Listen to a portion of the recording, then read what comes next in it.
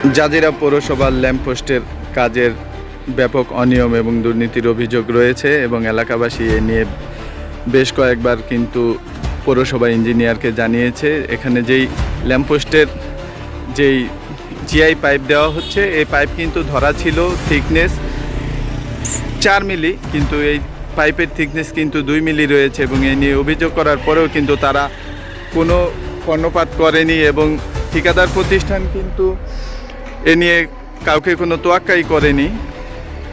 তারা কিন্তু প্রভাবশালী হয়, কাউকে কোনো পাত্তা দিচ্ছে না এবং এ নিয়ে বারবার অভিযোগ করা সত্ত্বেও তারা কিন্তু তাদের কাজ চালিয়ে যাচ্ছে।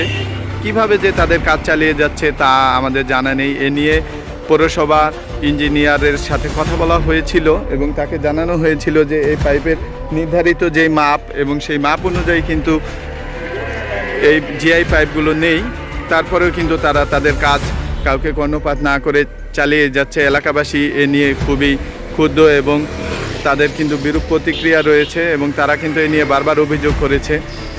এছাড়াও আমরা এর আগে একটি নিউজে কিন্তু আমরা দেখিয়েছিলাম যে যেই কলামগুলো রয়েছে, কলামের কিন্তু কাজেও ব্যাপক অনিয়ম রয়েছিল এবং কলামগুলো কিন্তু বারবার ফেটে যাচ্ছিল এই জিআই পাইপ লাগানোর সময়েই। এবং এখানে আরও অভিযোগ রয়েছে এলাকাবাসীর যে এই কলামের নিচে যেই নির্ধারিত মাপের বেস রয়েছে সেই বেসগুলো কিন্তু দেওয়া হয়নি, যার ফলে স্কুলগামী ছাত্রছাত্রী কিংবা রাস্তার যে পথচারী রয়েছে তাদের উপর কিন্তু এই লাইট ধসে পড়তে পারে, এরকম সম্ভাবনা রয়েছে। এছাড়া ঝড় বৃষ্টির সময়ও কিন্তু এই লাইট মানুষের উপর পড়তে পারে কিংবা যেই আপনারা যে রাস্তায় চলমান গাড়ি দেখতেছেন এই গাড়ির সামনেও কিন্তু পড়তে পারে এবং দুর্ঘটনা হতে পারে। ছাত্র আন্দোলনের পরেও এরকম নতুন স্বাধীন হওয়া দেশেও যদি এরকম অনিয়মের কাজ চলতে থাকে এবং এরকম কাজ যদি হয়, এর দায় কে নেবে? জনগণের মুখে কিন্তু এরকম প্রশ্ন রয়েছে এবং তারা কিন্তু বারবার এটা অভিযোগ করেও কিন্তু এর সমাধান পায়নি, সুরাহ পায়নি। তারা কিন্তু পৌরসভাকে বারবার জানিয়েছে, কিন্তু ঠিকাদার কিন্তু প্রভাবশালী হয়, কাউকে কোনো পাত্তাই দিচ্ছে না এবং সে কিন্তু তার একঘেয়েমি করে কাজ চালিয়েই যাচ্ছে।